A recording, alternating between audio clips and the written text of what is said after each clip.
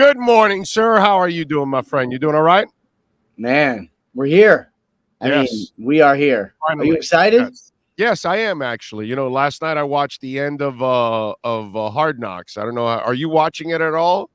I'm a little behind. I've been watching, but I'm an episode and a half behind. No Okay. spoilers. I don't want to hear who made the team. Let me watch it on TV. Yeah, exactly. What'd you think? We had Dan here. So he's as likable as it gets. He's as um I think he's an honest person. I think he truly cares about his players. I think he truly cares about the game. I think he truly wants to win. The only thing that I need Dan to show me is that he knows how to show people how to win. Because I've watched the rah stuff before. Yeah. Ray Sherman, Mike Tice, the late Tony Sperano, the rah speeches only get so far. And I was just talking about this before you came on. And not for nothing, because I've seen it here before. I've seen the different kind of guys that we've had here. And in a way, Mike McDaniel's not that guy. He's not the guy that's going to give you this rah speech. He's really the guy that has to be cerebral, and he has to show you what he needs to do. Eric Spoelstra is like that with the Miami Heat. He's kind of polar opposite of Pat Riley. Pat Riley, of course, had the X's and O's, but Pat Riley also had the motivational stuff that he knew how to psychologically, he knew how to get in your craw one way or another. You know what I mean? Yeah. Some coaches have that magic. You know what I mean? And so that's the thing that I have to see from Dan Campbell and Deuce Staley and Aaron Glenn and all these guys, that in the end, you've been around these people, dude. You've been around the agents, you've been around the players. It's about showing them, you know how to show me how to win and how I can reach more incentives so I can make more money. That's how you win all these effing guys over, really, in the end. The rah shit, they end up tuning that out eventually. Yeah, and I think that's the big thing for Dan Campbell is he was the play caller last year. Like, I would assume he's not going to be the play caller this year because that's kind of not why he's there, right? Like, he is not the X's and O's guru's he's not Mike McDaniel. If Mike McDaniel was not motivating at all, he could still be a successful head coach with a good defense, and him just arranging the offense and being really good at it could be very successful. If that is literally, I don't think that's going to be all he is, but if that is all he is, he could be fine. Dan Campbell needs to be a leader. So he needs to lead, and he needs to, if one unit needs a little work, he needs to be able to be there all day. He doesn't need to be, diagramming plays. And you can win like that as just the leader, but everything else has to be perfect. It's like trying to win, without a great quarterback. Like, you can do it, but you got to have a great run offense. You got to have a great defense. You got to take the ball away. You got to be a little lucky. Like, everything else has to be perfect to win without a good quarterback. That's Dan Campbell. Yep. There was a nice surprise in the last episode, so I don't know if I don't want to say it, but spoil everything for it. Now, I guess. Hold on. What's the statute of limitations for that? And by the way, it had nothing to do with football. It was just like a visitor that was in the building, so it was actually. Oh yes. I heard. You saw the headlines already? Yeah, it was pretty headlines. Cool. Ruined it all for me. It was pretty cool. Mr. Detroit was there. I actually saw 8 Mile on a flight back. From somewhere. It might have been Detroit, as a matter of fact. What a great movie. I don't know. Maybe you thought it was Kid Rock or Ted Nugent. I'm not sure, dude. Maybe, although I don't think they want Ted Nugent in there with those. No, I don't think Ted Nugent's making any NFL appearances. No, I don't think so. All right, so we got Dolphins and Patriots. And I know that, deep down inside, you're kind of a Mike McDaniel fanboy. So we've got to kind of separate the two now. All right, fanboy. So really, talk to us this week. What do you think about the Dolphins and the Patriots? Yeah, I mean, I would say we are going to start to find out, look, we'll learn about Mike McDaniel as a head coach as we go on, because one game's not going to tell us anything. The only thing that's really going to tell us is how he reacts when it all goes bad. If they start winning, if they're good, it's cool, but I don't know that we'll be like, all right, well, here's what he's going to be like as a coach, because you really only find out when things go bad.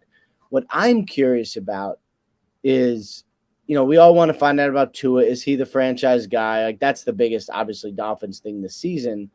But And don't we already know about Tua? When things are bad, he's pretty damn composed. he Didn't is have a coach in composed. his corner.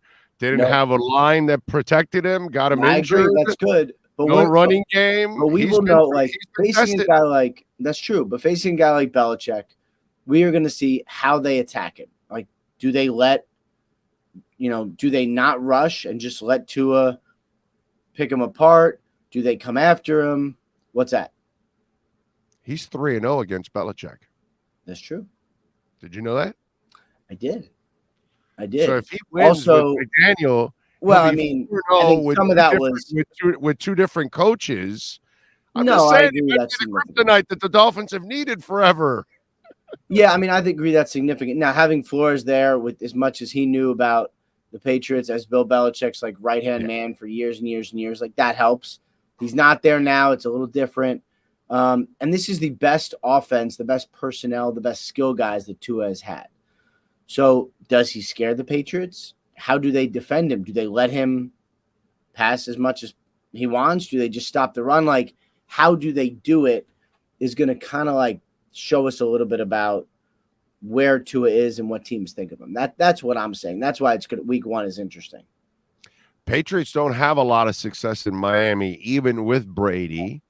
Overall, they haven't. Belichick lately cannot beat Tua, obviously, because somehow or another the team makes enough plays with Tua that they find ways, whether it's Tua or not, man. Sometimes it's the defense and other things that are winning it. But so far, and now he's coming earlier than normal. And this is not like a West Coast trip or anything, No. East Coast team going to the West Coast. Do you find that odd? Do you find there's, I don't know, a little panic, dare I say, in the GOAT that he is changing the way he does things completely to be down here? I personally think he's planning cameras and mics, and that's why he's here early, not really acclimating to the weather. But you go ahead and attempt to tell me what the hell is going on here.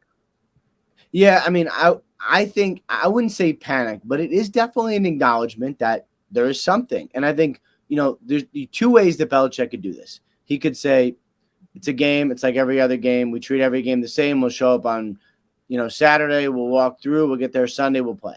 Or he could be like, you know what? We have struggled. And what are the reasons? Okay, well, one reason is it's hot.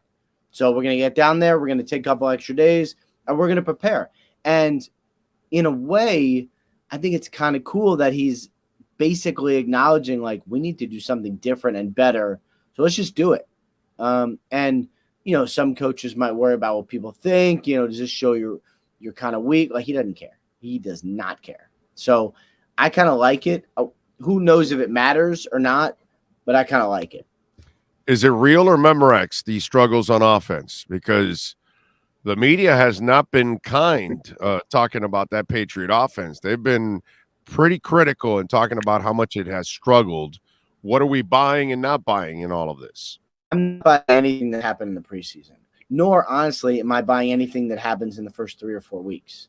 Like, my guess is the Patriots will be 2-2 after 4 games, and we'll have figured out where they are, who they are, how they can attack, what can they be, and then we'll be great from there on. Like, that's basically the way the Patriots are, is they use the preseason, they use the first month of the season to do a bunch of stuff, to screw up a bunch, and figure it out. Like, there are times when they were rotating linemen in week 3. They don't care. So, what they are after a month, like, who knows? But that's going to set the, basically set the standard for kind of what they're going to end up being, which is cool. I appreciate the way they do it. What's the prediction in that game?